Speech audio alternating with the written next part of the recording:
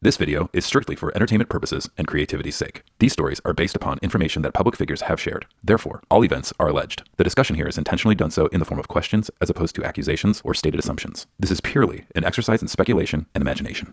Hello. Welcome to KandyLand. I will be playing the role of your Konspiritainer. You are free to play along. In this game, we will defy the constraints of time while digging up artifacts to re-examine them in the light. Our main character called himself Kurt, and he had his so-called curtain call in the year 1994. The concept of this game is to question every card. At times, we will find calm in the chaos, and at other times, chaos will consume us. The first and only rule of KandyLand is, there are no rules. There are merely color-coded cards and candy-coded curves. The spinning circle will carry us through a cast of characters, communities, and contemplation. Are you ready to play? Episode 2, Kurt and Rivers. Back when I was a kid growing up in the late 1900s, my compact disc and cassette collection primarily consisted of R&B and hip-hop music. One day, a friend of mine insisted that I borrow 3 CDs to help broaden my musical palette.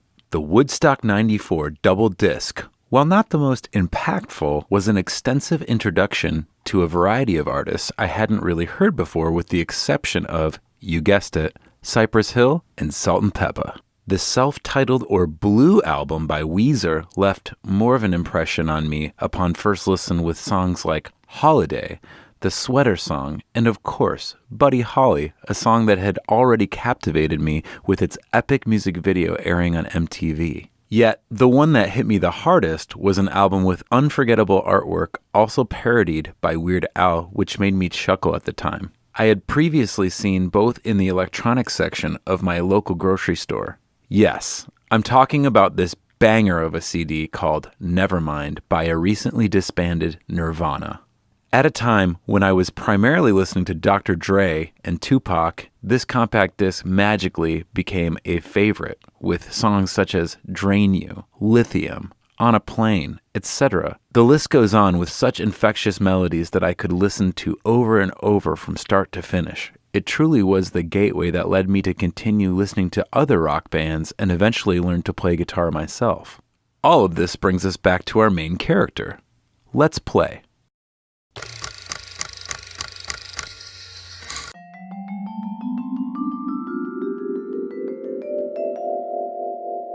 For the record, the word occult does not mean evil.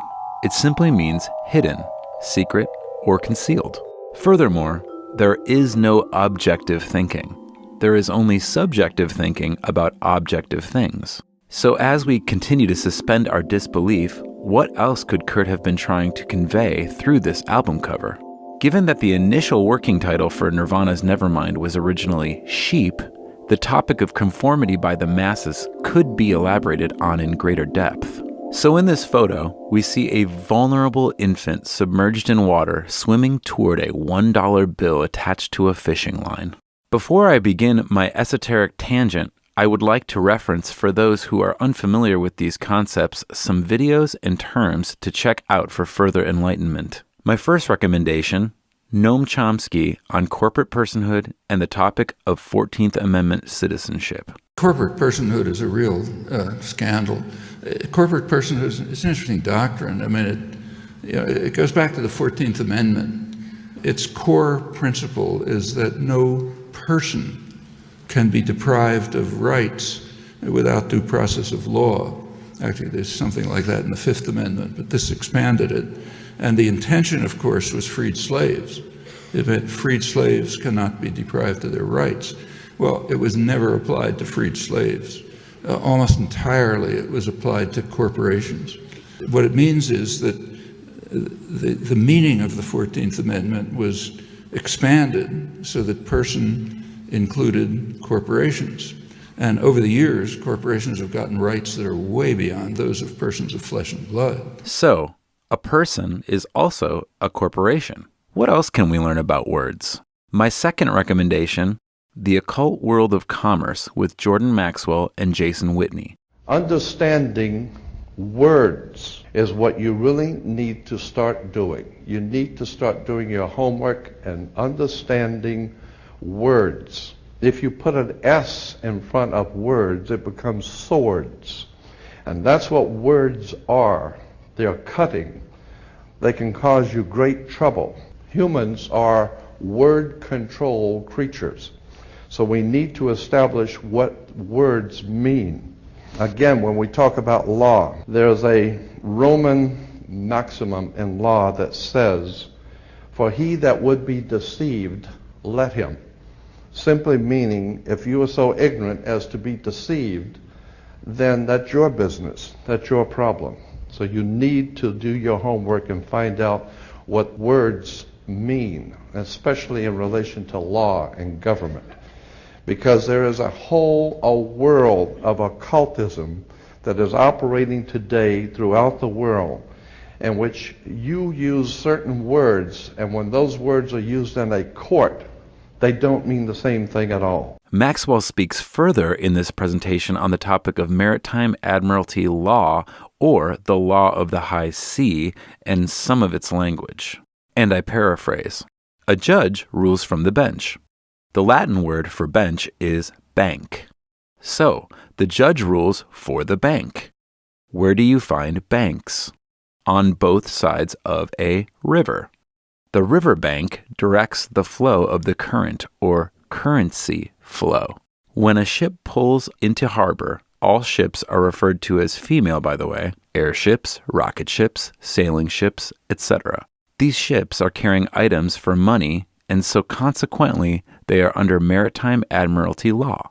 Admiralty is where we get the word admiral of the Navy or Coast Guard. So, when a ship pulls into harbor, it parks at the dock, and it ties off at the dock. All ships have a captain, which comes from the Latin word capital, meaning money. The captain has to provide for the port authorities a certificate of manifest for each and every item. Each item on that ship has come off of water. When the captain presents the certificate of manifest, the ship is sitting in its berth. Well, when you were born, your mother's water broke. And when your mother's water broke, you came out, and this is why you have to have a birth certificate signed from the dock. Because your body is considered a maritime admiralty product or a human resource. Your mother delivered you to the doctor. If you were to go to Sears and order a refrigerator, they will offer to ship it to you or deliver it to you. That is why you were in the delivery room. Your mother was a vessel delivering a product swimming down the waters of the birth canal. You came through your mother's birth canal. My third and final recommendation, do a good deep dive on the strawman conspiracy theory via birth certificate and the term personal jurisdiction. For this highly debated and controversial topic with almost nothing to offer for tangible recourse and remedy, my summation is that it appears we are born into a debt slavery system, though in some regard it is voluntary through our own ignorance that we are contracted at birth. Oh well, whatever, never mind. Money equals energy, so we are like batteries, powering this game of commerce at our own expense. While I do not claim to know everything, I know enough to know that I am not a noun. I am a soul. The noun is a person, place, or thing. I am not a thing, nor am I a place. If a person is a corporation, then it does not apply to my soul. These words are merely a construct. So, whether or not the Nevermind album cover clearly depicts this exact concept, I cannot say for sure. But there are a lot of common threads with the imagery, and in time I will bring more wordplay into this presentation when applicable. What I would like to challenge you with at the moment is the concept that hypothetically, if someone created a legal fiction or character in a game called KandyLand for entertainment purposes, let's say, could they actually fake their own demise on paper but still be alive as a soul with a different name? Maybe they dissolved the entity, or maybe not. I mean, This is just a let's pretend game, after all, and corporations have something that souls do not, which is immortality. The reason I bring this up is because for years there has been vast speculation around our character Kurt becoming another famous musician by the name of Rivers. And all rivers, as they say, lead us to the high C. So is it possible that Kurt's death certificate was a rebirth into a free and accepted metaverse, so to speak? At first glance, it may seem absurd to even question, but as we continue to play KandyLand together, what may seem even more absurd is believing what we've been told. If this feels good, let's go with the flow. If it feels too uncomfortable, never mind. Some say love